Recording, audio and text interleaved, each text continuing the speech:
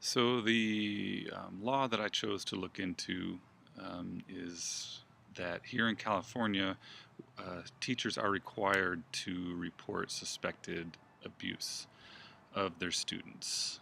It is mandated by law, and I'll get into that in a little bit. But to back up a bit, where this really begins is in 1974 in something referred to as CAPTA, which is the Child Abuse Prevention Treatment Act. And it was the first federal law that set out guidelines defining what abuse is and what should be done in response to it. This act created federal funding to be dispersed to the states to help them set up programs to identify it, treat it, prosecute it, and then each state was able to do something unique with it.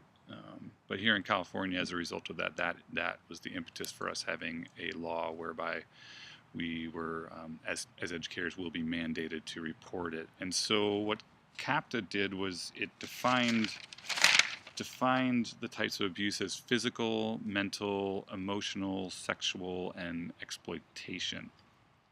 Um, so again, in response to that, California did mandate a law requiring teachers to report it, and in 2015, the California State Assembly actually passed a bill requiring teachers to take a training. So now, currently, teachers will they will each year they will study a tutorial and then take a test in order to make sure that they have the skills and the tools to identify it, abuse. And the current and historical perspective on this is pretty straightforward. I mean, most people are good and decent people and care about the safety of the most vulnerable, which are often tend to be children, and so there's really no controversy um, around that. And as far as how that affects, well, some of the strengths and weaknesses though are one problem that we have seen or has been reported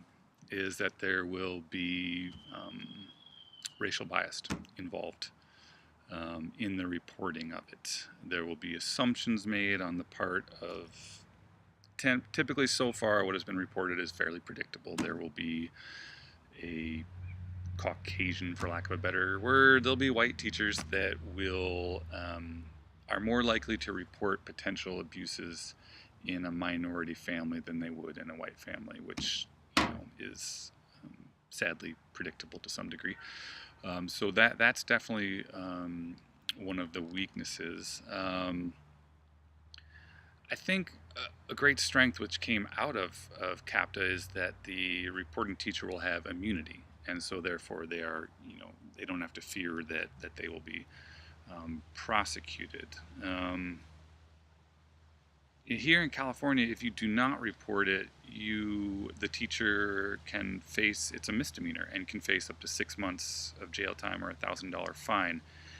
And I guess I see, after speaking to a teacher friend of mine, I see that as potentially a weakness, because what she told me this morning when I called her to ask for some input is she said, well, teachers will generally just report it to cover themselves, just in case. And obviously that could lead to over reporting and creating more work for the social services, because the protocol is that you must, as a teacher, report it to a law enforcement agency or directly to CPS, Child Protective Services, by phone or email, and then they'll send you a form and you fill out that form, with their specific questions. So, I mean, how does that affect schools and teaching? Well, the abuse itself affects teachers because students who are suffering from abuse have been shown to have lower IQs, frustration in the classroom, acting out, behavioral issues. So the abuse results in a student that requires more effort on the part of the teacher, and for the teacher